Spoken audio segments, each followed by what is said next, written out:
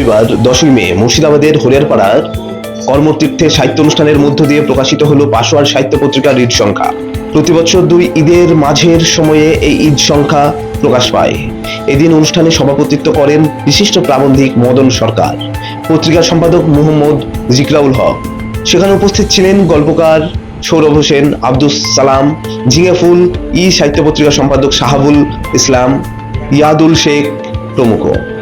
পত্রিকা প্রকাশ, সাহিত্য নিয়ে আলোচনা এবং স্বরচিত কবিতা পাঠের সঙ্গে সঙ্গীত পরিবেশনা করা হয়। পত্রিকার তরফ থেকে পাশোয়ার সাহিত্য পুরস্কার হিসাবে শিরিন মারিয়াম স্মৃতি পুরস্কার তুলে দেওয়া হয় নদিয়ার সাহিত্যিক সৌরভ আহমেদ সাকিবের হাতে। এই পুরস্কার মূল্য 2000 টাকা তার হাতে তুলে দেন পত্রিকা সম্পাদক।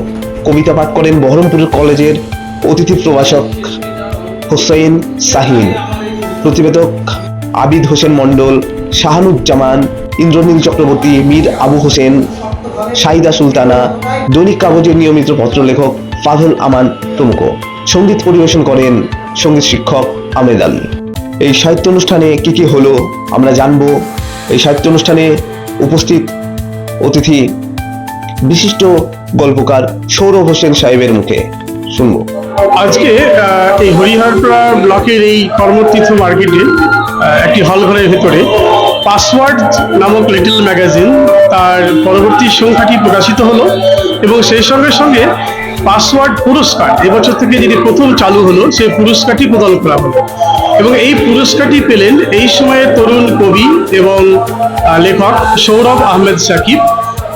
তার হাতেই এবছরের অর্থাৎ প্রথম বছরের পাসওয়ার্ড পুরস্কারটি অর্পণ করা হলো। সেই সঙ্গে সঙ্গে আজকের এই অনুষ্ঠানে মুর্শিদাবাদ জেলা এবং জেলার বাইরেও অনেক কবি সাহিত্যিক তারা এখানে উপস্থিত হলেন এবং তাদের স্বরচিত কবিতা পাঠ করলেন, গল্প পাঠ করলেন, সে সময় সাহিত্য নিয়ে আলোচনা করলেন এবং সেই সঙ্গে সঙ্গে একটা নতুন এবং পুরনো অর্থাৎ নবীন এবং প্রবীণের একটা মেলবন্ধন এখানে সৃষ্টি হয়।